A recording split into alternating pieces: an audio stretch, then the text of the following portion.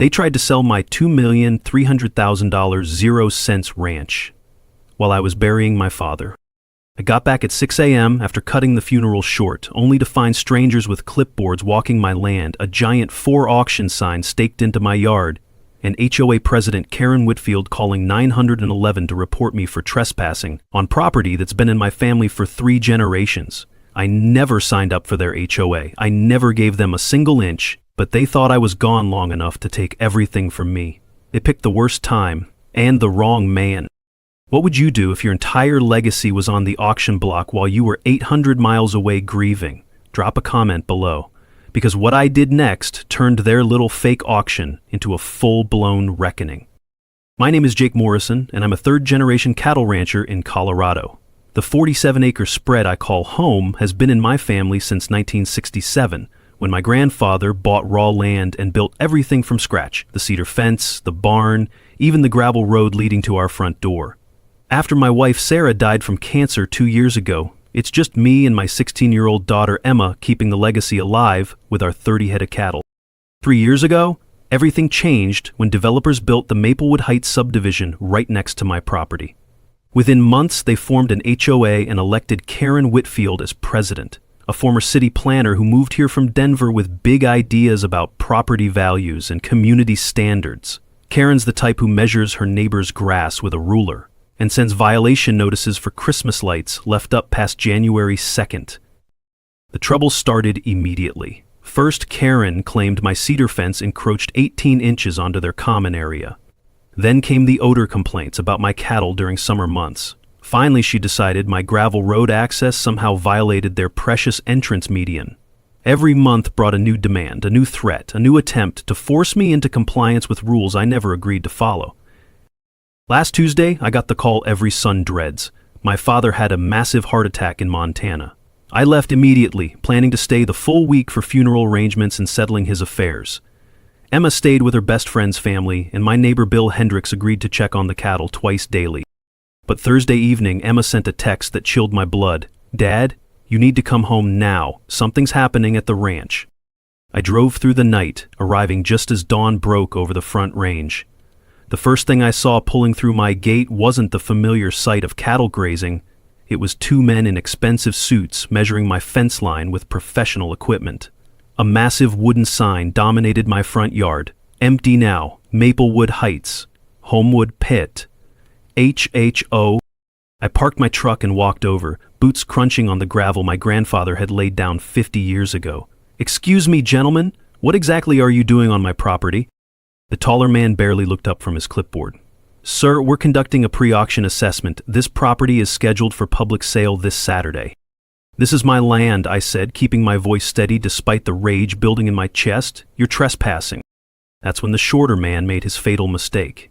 He smirked and said, "Sir, we have legal authorization. Please, don't interfere with our work."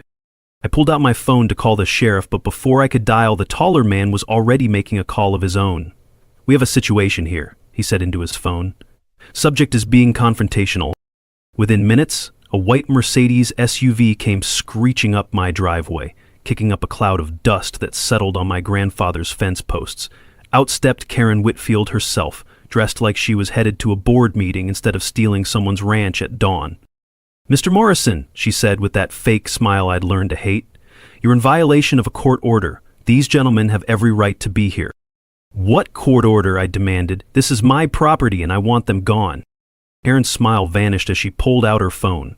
911? "Yes, I need police immediately. We have a trespasser threatening our legal assessment team."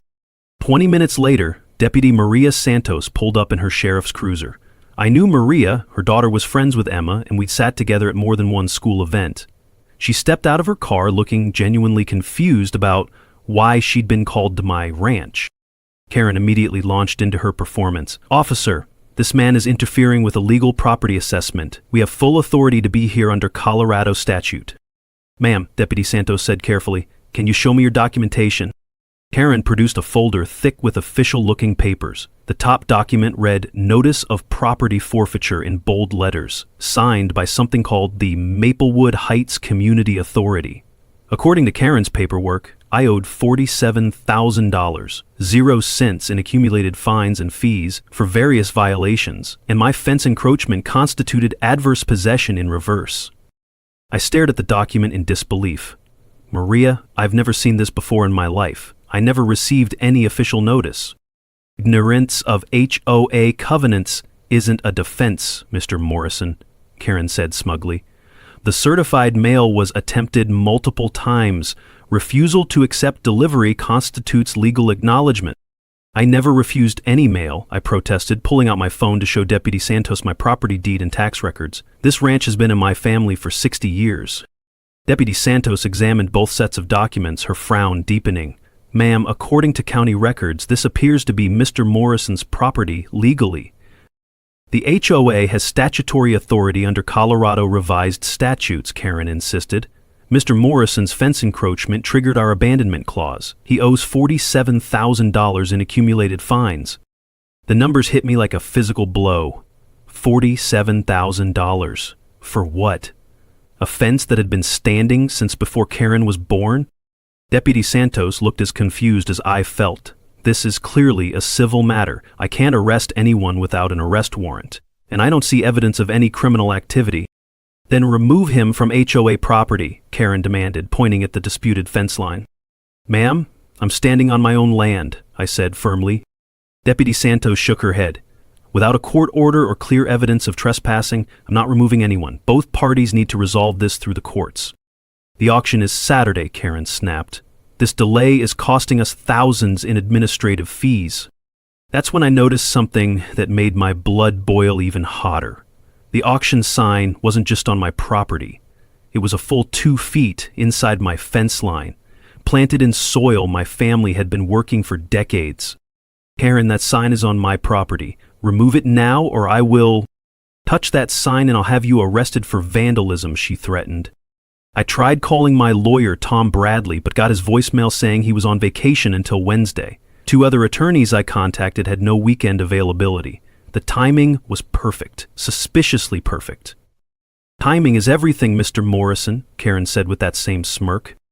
While we argued, the assessors continued measuring my fence line with professional equipment.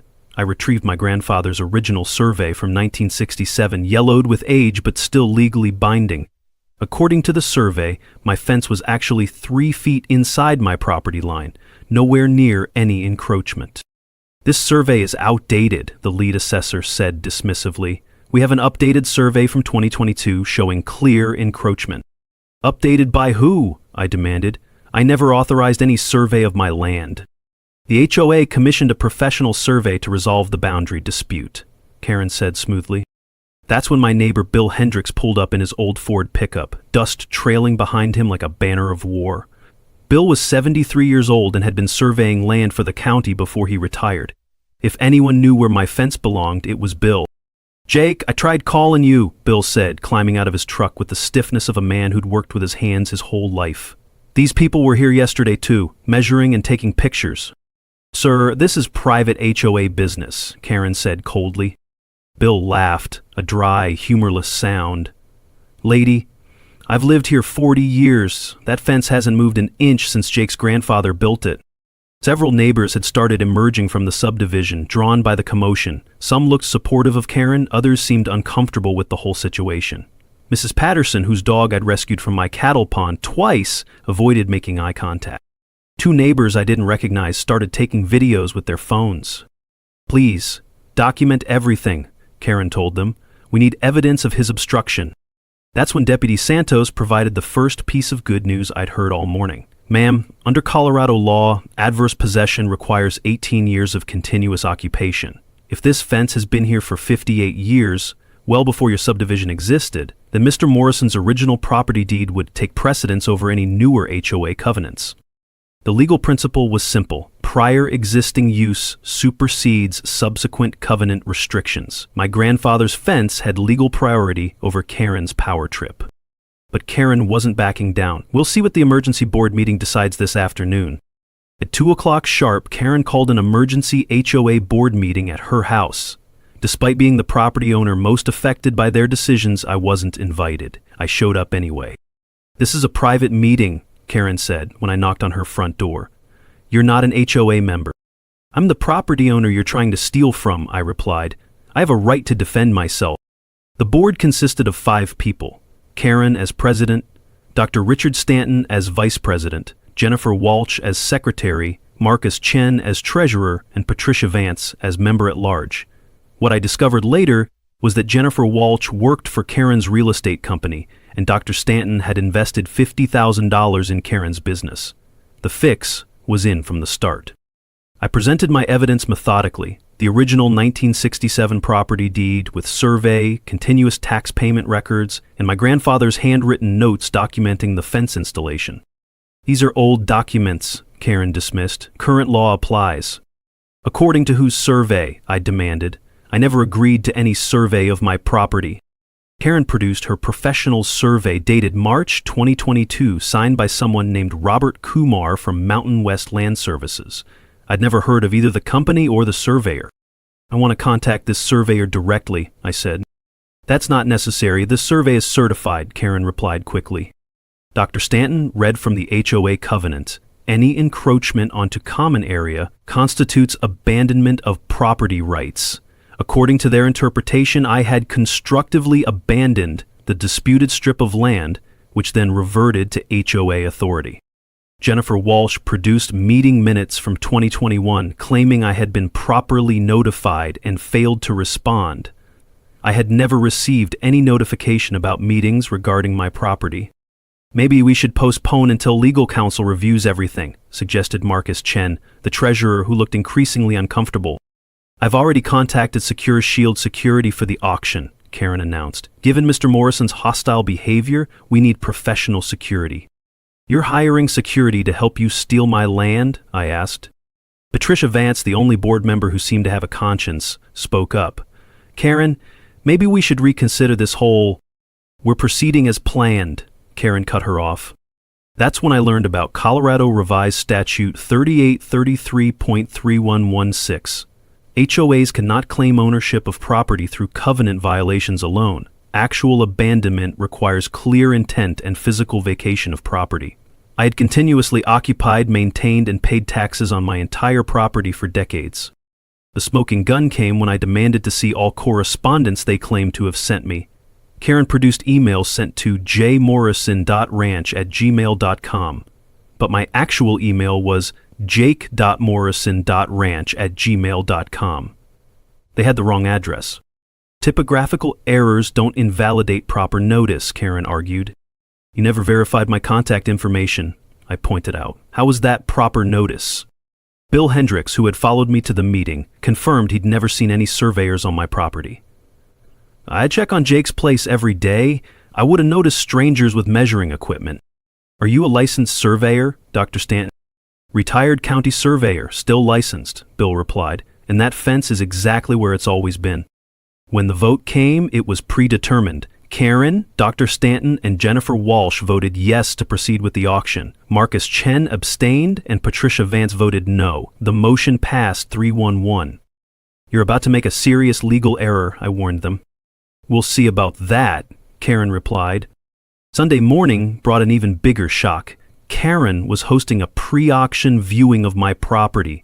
3 potential buyers showed up to tour the ranch I'd inherited from my grandfather, led by Karen herself pointing out development potential. I sat on my front porch with my morning coffee, watching strangers walk around my land like they owned it. Every time potential buyers approached the house, I stood up and introduced myself politely. Hi, I'm Jake Morrison. I own this ranch. Are you interested in buying stolen property? The first buyer, a Denver developer in an expensive suit, left immediately after talking to me. The second buyer, a young couple, seemed torn between Karen's sales pitch and my warnings. The third was a real estate investor who started asking Karen detailed questions about title insurance. Ma'am, I'll need to see clear title before I consider bidding, the investor said. Karen struggled to answer his technical questions, finally saying, all legal documentation will be provided at the auction. My neighbor across the street, Tommy Martinez, had been filming everything from his bedroom window. Tommy was 23 years old and ran a YouTube channel called Rural Real Talk with 47,000 subscribers. Jake, this is insane, Tommy said, jogging over with his camera. I'm posting this online. I was initially reluctant, but after seeing Karen's auction flyers posted around the subdivision, I agreed to let Tommy document what was happening. That Sunday evening, Tommy went live on YouTube with the title Insane, HOA Trying to Steal Neighbor's Ranch. The live stream attracted 847 viewers in the first hour, with comments flooding in from across the country supporting my fight. By Monday evening, local news reporter Sarah Kim from Channel 9 had called asking for interviews. When she contacted Karen for comment, Karen initially agreed, then changed her mind. Dr. Stanton refused to speak with reporters entirely. Channel 9 ran the story Monday night. HOA ranch seizure sparks legal questions. Meanwhile, my daughter Emma had been doing research of her own. She discovered that Colorado requires specific permits for property auctions, and no permit had been filed by the Maplewood Heights HOA. "Dad, they don't have legal authority to hold an auction," Emma told me. I called the county clerk's office Tuesday morning and confirmed Emma's research. The clerk explained that Colorado law requires a 30-day advance permit for property auctions, and the permit must include proof of ownership or legal authority. "Sir, they can't legally hold an auction without proper permits," the clerk confirmed. But Karen doubled down on her scheme. She hired Secure Shield security for Auction Day 2.2, armed guards, a patrol car, and traffic barriers. When I confronted the security supervisor, he looked uncomfortable. "Sir, we're just here to maintain order," he said. "What if I told you this property isn't legally theirs to auction?" I asked. The supervisor promised to review their contract with the HOA. All property auctions in Colorado require state-issued permits under revised statute December 14, 401. The permits must include proof of legal ownership or a court order. Unlicensed property auctions constitute fraudulent business practices. Takeaway: always verify auction permits before bidding on any property. The neighborhood was splitting into factions. The Nextdoor app exploded with arguments between pro-Jake and pro-Karen residents. Several neighbors came forward with their own stories of HOA harassment under Karen's leadership. Mrs. Patterson finally spoke up. "Karen tried to fine me $2,000 for planting roses in my front yard." I contacted the Colorado Bar Association for an emergency referral and got the name of Sarah Chen, a property rights attorney who specialized in exactly these kinds of cases. "This sounds like actionable fraud," Sarah told me over the phone. "I can meet with you Wednesday morning." Tuesday night, Karen sent me a certified letter demanding I vacate the property by Friday, claiming continued trespass violated a restraining order I'd never heard of.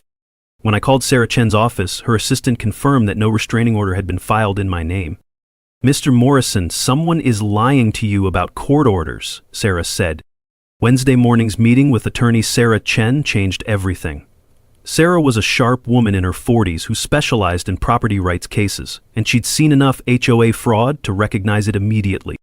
"Jake, bring me every document you've received from this HOA," she said, spreading papers across her conference table like a detective investigating a crime scene. As Sarah examined the paperwork, her expression grew increasingly grim. Finally, she looked up with a mixture of anger and excitement. "Jake, I don't think this HOA has any legal authority over your property whatsoever." Sarah pulled out the original subdivision plat from 2019, which clearly showed HOA boundaries that excluded my pre-existing ranch property. The developer's agreement specifically stated pre-existing properties retain full autonomy. "Your land was intentionally excluded from HOA jurisdiction," Sarah explained. "They have zero legal authority over your property." The smoking gun came when Sarah discovered that Karen had filed an amended covenant extension in 2021, claiming to extend HOA authority over adjacent properties. But the extension was never approved by the County Planning Commission, and it was never signed by affected property owners. "Jake, this is a fraudulent document. Karen forged your consent." I remembered my grandfather telling stories about negotiating with the original developer back in 2018. Grandpa had been adamant about maintaining independence from any homeowners association. I found his handwritten notes tucked inside the family Bible, detailed records of his meeting with the developer who promised the ranch would never be subject to HOA interference. Sarah made some phone calls and uncovered even more damning evidence. The original developer had sent an email to the county planner stating, "Morrison Ranch property must remain exempt from all HOA authority." The county's planning approval specifically excluded my ranch from HOA jurisdiction. Jake, you have ironclad legal protection, Sarah said. This HOA never had any right to regulate your property. But the fraud went deeper. Sarah contacted the surveyor whose name appeared on Karen's boundary survey, Robert Kumar of Mountain West Land Services. I never surveyed any property from Maplewood Heights HOA, Kumar told Sarah over speakerphone. That signature is forged. Kumar was furious. This is identity theft. I'm filing criminal charges immediately. Sarah's investigation into Karen's business revealed the financial motive behind the fraud. Karen's real estate company had an exclusive listing agreement for my ranch property, which would net her a $140,000, 0 cents commission on a forced sale. Dr. Stanton's wife also worked for Karen's company. This is a criminal conspiracy for financial gain, Sarah concluded. Within hours, Sarah had filed an emergency injunction to stop Saturday's auction and requested a criminal investigation for fraud, forgery, and conspiracy. She also filed complaints with the district attorney's office and the state real estate commission. We're not just stopping the auction, Jake. We're ending their entire scheme. Thursday morning, my kitchen transformed into a war room. Sarah Chen spread legal documents across my dining table, while Bill Hendricks, Tommy Martinez, and surveyor Robert Kumar gathered around like generals planning a battle. We have 48 hours to build an airtight case, Sarah announced, pointing to a timeline she'd drawn on my whiteboard. The evidence was overwhelming: my original 1967 property deed, the 2018 developer agreement excluding my ranch, county planning approval with exemption clause, the forged survey with stolen signature, and Karen's real estate listing showing her financial motive. This is the most solid property rights case I've ever seen, Sarah said with satisfaction. We assembled our expert witnesses. Bill, as retired county surveyor who could testify about original boundaries, Robert Kumar, whose signature was forged, retired property attorney Bob Sullivan, who understood HOA law, county clerk Lisa Martinez, who could confirm missing auction permits, and even James Walsh, the original subdivision developer and Jennifer Walsh's ex-husband. Sarah had discovered that Karen never filed a proper lien against my property. Colorado law requires a specific legal process for property liens, and Karen's $47,000 0 cents fine had no legal foundation. You can't just declare someone owes money without due process, Sarah explained. The case was so clear-cut that Sarah contacted the FBI's white-collar crime division. The pattern of fraud, forged documents, identity theft, conspiracy, potentially crossed federal jurisdiction lines. FBI agent Rodriguez agreed to investigate after reviewing our evidence. This appears to be systematic fraud, he confirmed. Tommy coordinated media strategy, reaching out to larger YouTube channels for coverage. The Legal Eagle channel agreed to analyze the case, and local news stations were requesting interviews. Stay factual, stay calm, let the evidence speak, Sarah advised. Meanwhile, the community was mobilizing. A Save Jake's Ranch group formed on Nextdoor, with 127 neighbor signatures supporting me. Mrs. Patterson revealed that Karen had threatened her with a $5,000 0 cents fine for her garden, and 3 other homeowners came forward with similar harassment stories. Emma's research revealed that Karen's real estate company was nearly bankrupt and desperately needed the commission from my ranch sale. The financial motive for fraud became crystal clear. Sarah filed emergency restraining orders against the HOA and coordinated with the sheriff's office to prevent fraud. Tommy planned to live stream the entire confrontation. We turned their auction into their downfall, Sarah said. Under Colorado's Consumer Protection Act, fraudulent real estate practices carry criminal penalties.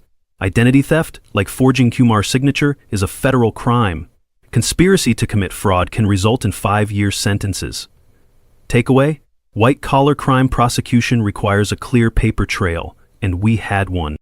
Our backup plans covered every contingency: emergency injunction to stop the auction legally, sheriff's arrest of Karen for fraud, public exposure destroying Karen's business, or federal charges ending the scheme permanently.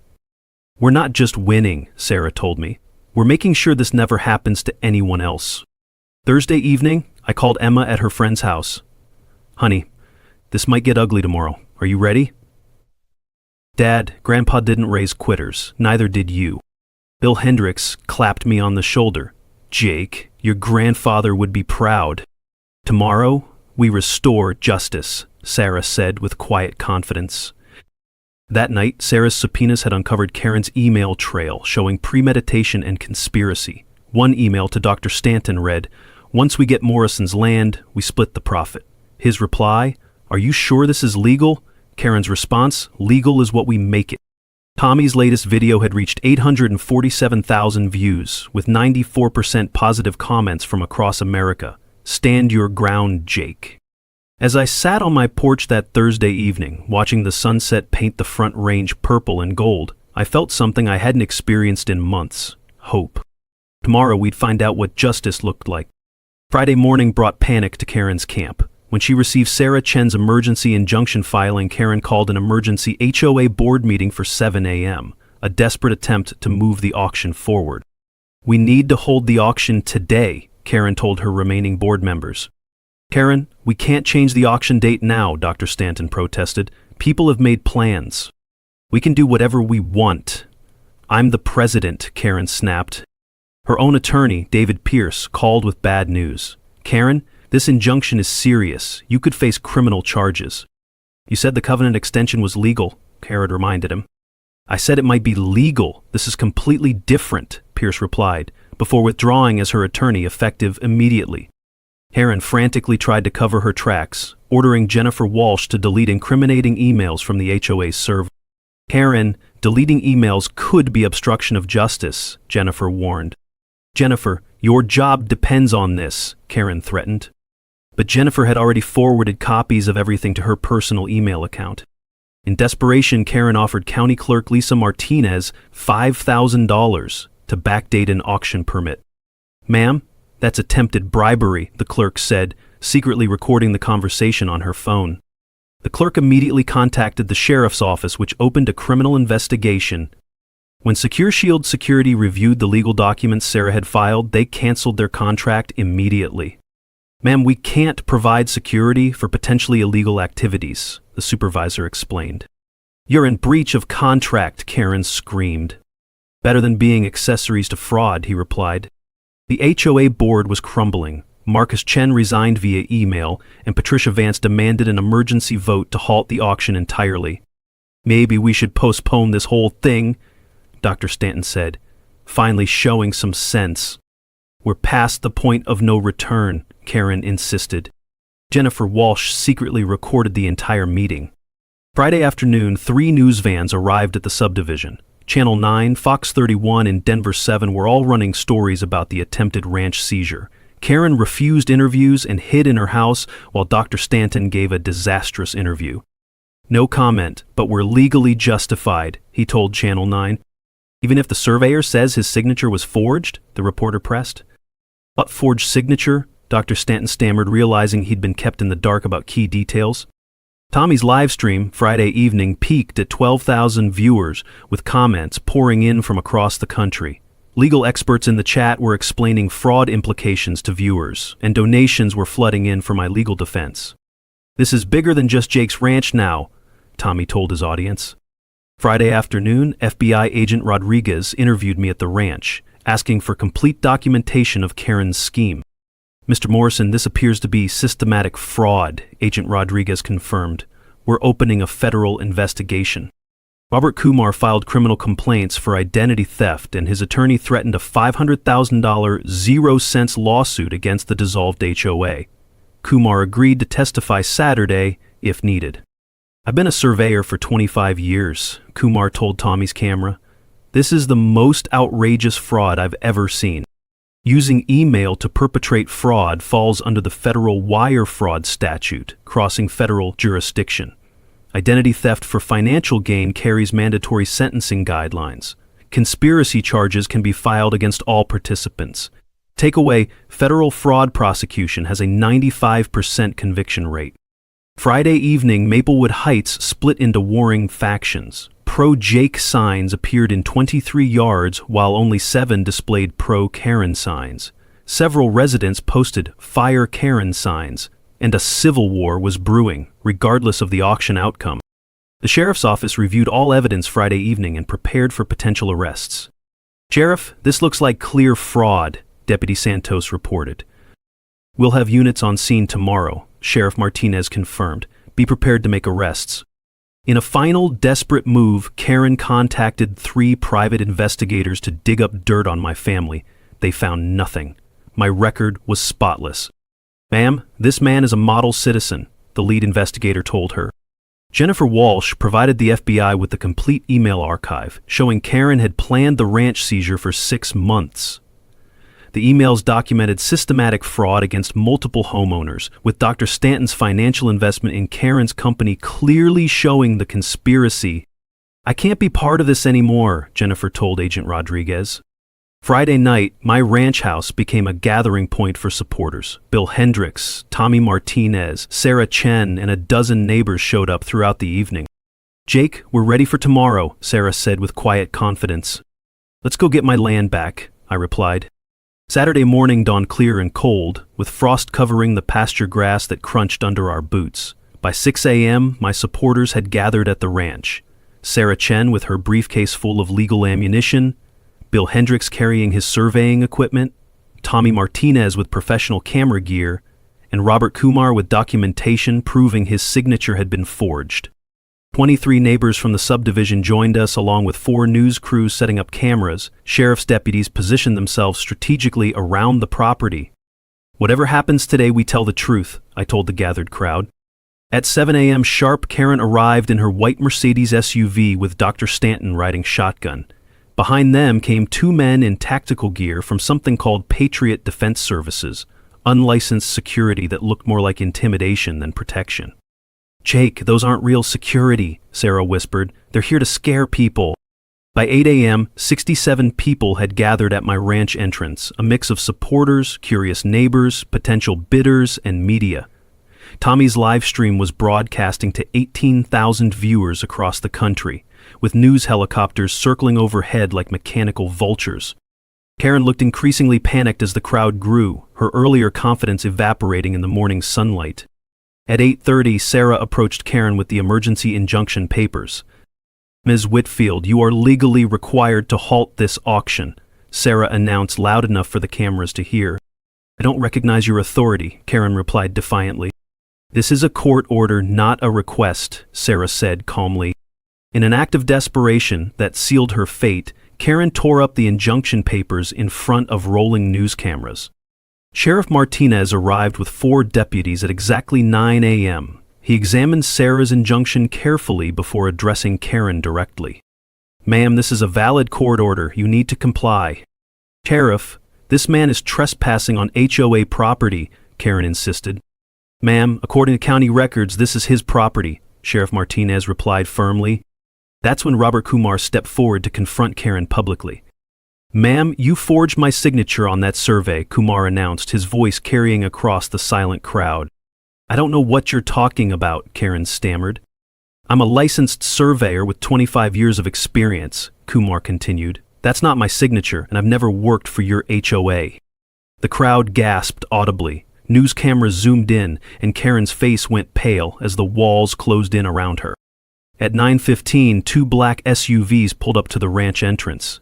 FBI agent Rodriguez and his partner stepped out, their presence transforming the atmosphere from tense to electric. Ms. Whitfield, we need to speak with you about federal fraud charges, Agent Rodriguez announced. I'm busy conducting legal business, Karen replied, her voice cracking. Ma'am, this is about federal fraud charges. Please step over here. Dr. Stanton immediately began backing away from Karen, finally realizing the depth of her criminal behavior. Jennifer Walsh arrived carrying her laptop, walking directly to the FBI agents. I have all the emails showing this was planned for months, Jennifer announced to the stunned crowd. She opened her laptop and showed Agent Rodriguez the email thread where Karen wrote, "Once we get Morrison's land, we're set for life." Jennifer, you're violating attorney-client privilege, Karen screamed. I'm not your attorney, Karen. I'm your victim, Jennifer replied. At 9:45, Karen made her final, desperate play. She climbed onto a makeshift podium and attempted to start the auction without a licensed auctioneer. This auction will proceed as scheduled, Karen shouted. Ma'am, step down. This auction is halted by court order, Sheriff Martinez commanded. You have no authority here, Karen screamed back. That's when Agent Rodriguez produced the federal arrest warrant. Karen Whitfield, you're under arrest for conspiracy to commit fraud, identity theft, and attempted property theft. This is harassment. I know my rights, Karen shrieked as the handcuffs clicked into place. You have the right to remain silent, Agent Rodriguez said calmly. I suggest you use it. The crowd erupted in cheers and applause that echoed across the valley. Dr. Stanton, seeing Karen in handcuffs, immediately approached Agent Rodriguez. Agent, I want to cooperate fully, Stanton said. Karen told me the survey was legitimate. I invested money, but I didn't know it was fraud. Sir, we'll need a complete statement, Agent Rodriguez replied. The two Patriot Defense Guards, realizing they were about to become accessories to federal crimes, quickly removed their tactical gear and distanced themselves from Karen. Ma'am, we're just here for crowd control, one guard told the sheriff. Gentlemen, you're not licensed for security work in this county, Sheriff Martinez informed them. They left immediately. News crews captured Karen's arrest live, while Tommy's live stream peaked at 47,000 viewers. Comments exploded with support for me in celebration of justice. Channel 9 cut to live coverage. Breaking, HOA president arrested for fraud. Neighbors who had supported Karen began apologizing to me directly. Jake, I'm so sorry, Mrs. Patterson said with tears in her eyes. Karen threatened to fine me if I didn't support her. Mrs. Patterson, you were scared. I understand completely, I replied. Former Karen supporters openly expressed their anger about being deceived and manipulated. Finally, I walked over to the for auction sign that had started this whole nightmare. Sheriff, can I remove this from my property now? I asked. It's your land, Mr. Morrison, Sheriff Martinez said with a slight smile. I grabbed the wooden sign and pulled it out of the ground, soil that had belonged to my family for 60 years. The crowd cheered as I broke the sign over my knee, the crack echoing like a gunshot across the ranch. Sheriff Martinez stepped up onto my front porch steps, his voice carrying across the crowd of 200 people now gathered on my land. Ladies and gentlemen, I'm holding a federal arrest warrant, he announced, the morning air so still you could hear every word echo off the barn walls. He read the charges slowly and clearly. Karen Whitfield is under arrest for conspiracy to commit fraud, identity theft, wire fraud, and attempted theft of real property. As Agent Rodriguez guided Karen toward the FBI vehicle, she twisted around and screamed at the crowd, "This is my community. I built this place. You're all going to regret this." But the crowd had turned completely. Former supporters were openly expressing their anger at being deceived. "Karen, you lied to all of us," Mrs. Patterson shouted, her voice shaking with emotion. "You tried to fine me $3,000 for my garden shed," added Mike Chen, a homeowner who'd been quiet until now. The pattern was becoming clear. Karen had victimized the entire community with her fraudulent authority. The crowd began chanting, "Lock her up, lock her up." I stepped up onto my front porch steps, the same wooden planks my grandfather had built in 1967. The crowd fell silent, 200 faces looking up at me expectantly. News cameras focused on my face as I spoke into the Channel 9 microphone. "This land belonged to my grandfather, my father, and now me," I said, my voice steady and calm. "It's been in our family for 60 years. I pulled out the original 1967 property deed, yellowed with age but legally bulletproof. "This document predates every house in that subdivision," I continued, holding it up for the cameras. "This fence was built before Karen was even born." I paused, looking out over the faces of my neighbors, some who had supported me, others who had been deceived by Karen's lies. "And this ranch will be here long after she's forgotten." The crowd erupted in sustained applause that rolled across the valley like thunder. Sarah Chen stepped up to address the media cluster around us. "Today we proved that property rights still matter in America," she announced. "No HOA, no matter how corrupt, can steal a family's land through forged documents and fraudulent claims." She gestured toward the FBI vehicle where Karen sat, handcuffed in the back seat. Karen Whitfield thought she was above the law. She thought she could intimidate a rancher into giving up his family's legacy. She was wrong. Sarah's voice grew stronger. "This ranch is legally, morally, and rightfully Jake Morrison's. It always has been, and it always will be." Sheriff Martinez addressed the news cameras directly. "This investigation revealed systematic fraud against multiple homeowners in this community," he said. We will be reviewing all HOA actions under Karen Whitfield's leadership over the past 3 years. He looked seriously into the camera. Property owners who believe they were victimized by fraudulent fines or harassment should contact our office immediately. Colorado will not tolerate this type of white-collar crime. FBI agent Rodriguez stepped forward with his own message. Today's arrests send a clear message to anyone considering similar schemes, Agent Rodriguez announced. Using forged documents to steal property is a federal crime with serious consequences. His voice carried the weight of federal authority. We will prosecute anyone who attempts to defraud Colorado homeowners. Property theft schemes will be met with the full force of federal law. Robert Kumar, the surveyor whose signature had been forged, spoke to Channel 9's reporter. My professional reputation was stolen along with my signature, Kumar said, anger evident in his voice. I've never seen such blatant forgery in 25 years of surveying. This fake survey could have destroyed an innocent family. He gestured toward me. Justice was served today. But real damage was done to my profession and this community. In Colorado, property ownership established by chain of title cannot be extinguished by administrative action alone. Original deeds supersede all subsequent covenants when property was excluded from HOA jurisdiction. Forged surveys constitute both state and federal crimes with enhanced penalties. Takeaway: always verify surveyor credentials and demand to see original documentation before accepting any boundary claims. Dr. Stanton, looking pale and shaken, approached me directly in front of the cameras. Jake, I owe you a personal apology, he said, his voice barely above a whisper. I was deceived by Karen's lies and documentation. I invested money in what I thought was legitimate business. He shook his head in disbelief. I should have verified the legal documents myself instead of trusting her claims. Dr. Stanton announced his immediate resignation from the HOA board. Jennifer Walsh, the former secretary who had blown the whistle on Karen's scheme, addressed the crowd with tears in her eyes. I worked for Karen, but I couldn't stay silent when I realized the scope of her fraud, Jennifer said. She threatened my job if I didn't help with forged documents and fake notifications. She held up her laptop. I saved all the emails proving this was planned for months. Jake Morrison deserves justice, and he got it today. As Karen was loaded into the FBI vehicle, she made one final desperate attempt to maintain her innocence, screaming at me through the car window. This isn't over, Morrison. I'll appeal everything. You haven't won anything.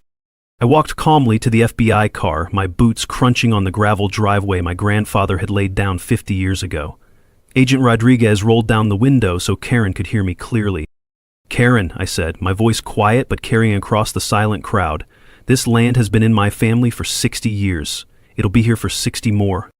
I paused, looking directly into her eyes. You won't be. Karen fell silent, finally understanding that her scheme was finished. Tommy Martinez captured the crowd, helping me destroy the auction materials. The For Auction banner was torn down amid cheers, with Tommy live-streaming the banner destruction to 52,000 viewers. Comments flooded in with celebration from across America. Some things are not for sale, I announced to Tommy's camera. Family land is one of them. News photographers captured the perfect image. Me, standing in front of my grandfather's ranch house, American flag flying in the morning breeze, cattle grazing peacefully in the background pasture, with the original fence line clearly visible and unmarked by any encroachment. The caption would read, Colorado rancher defeats HOA land grab. That image became a symbol of property rights victory across the internet. 1 month later, the legal aftermath was swift and decisive. Karen pleaded guilty to federal fraud charges and was sentenced to 3 years in federal prison plus $500,000, 0 cents in restitution to her victims. Dr. Stanton received probation for conspiracy and paid a $50,000, 0 cents fine. Jennifer Walsh was granted immunity for her cooperation with federal investigators. The FBI investigation revealed that Karen had defrauded 17 other homeowners in the subdivision with fake fines and fraudulent enforcement actions. The Maplewood Heights HOA held emergency elections to replace the entire board.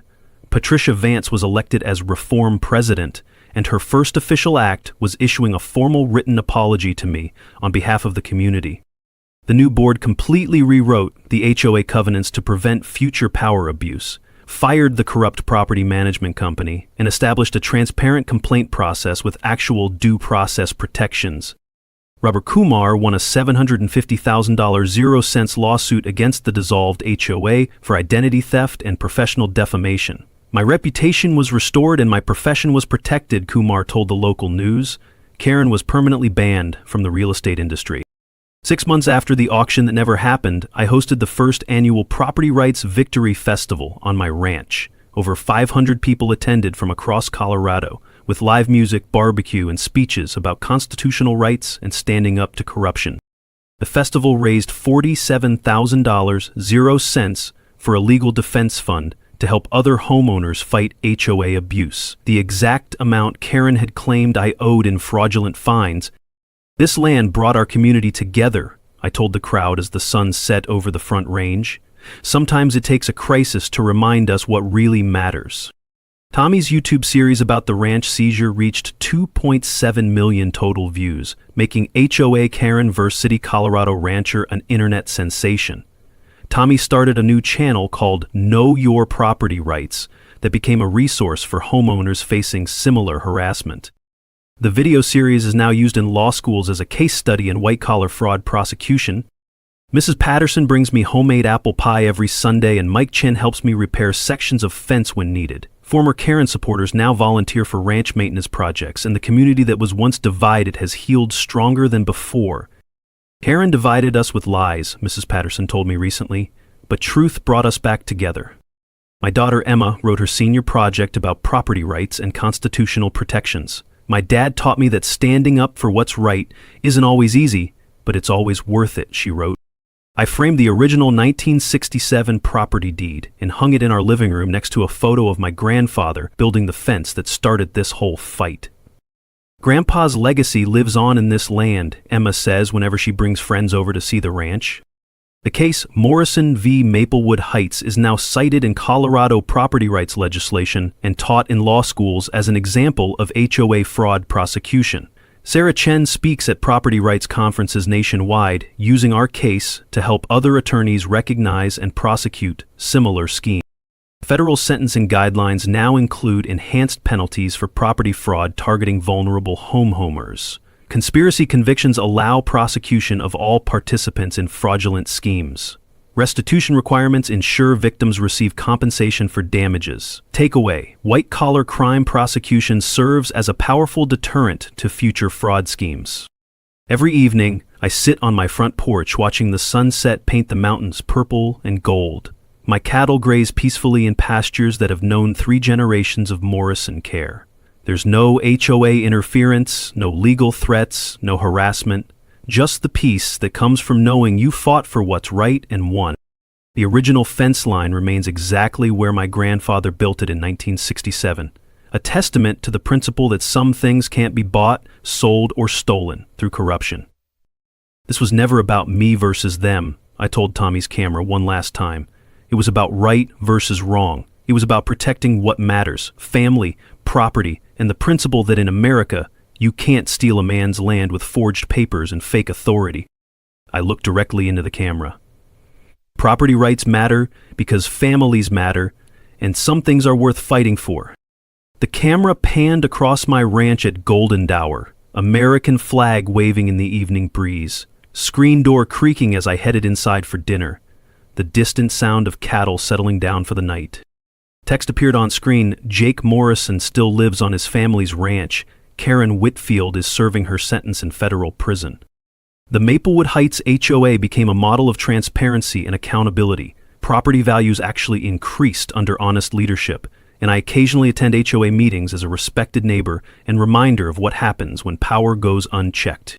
Their new motto, displayed on a sign at the subdivision entrance, reads, "Community through respect, not coercion." The case is now taught in business ethics courses and used by HOA management companies as fraud prevention training. The Colorado Attorney General created a property rights hotline partly because of our case, and Jake's story has prevented dozens of similar fraud attempts statewide. But the most important victory wasn't legal, it was personal. Emma will inherit this ranch knowing that her family stood up to corruption and won. She'll pass down the story to her children about the grandfather who built the fence, the father who defended it, and the community that learned the difference between legitimate authority and fraudulent power. If you're facing HOA harassment, document everything, I said in my final message to Tommy's viewers. Know your property rights. They can't take what's legally yours. Stand up for what's right, even when it's hard. I paused, looking out over the land that will always be home. And remember, this is America. Property rights matter, family legacy matters, and sometimes, when you stand your ground, the whole world stands with you. As the video ended, I walked the fence line my grandfather built, running my hand along cedar posts that had weathered 60 Colorado winters. I looked out over land that would pass to Emma, then to her children, protected forever from the kind of corruption we'd defeated. The sun set behind the mountains, painting the sky the colors of victory, and I headed home to the ranch that would always be ours.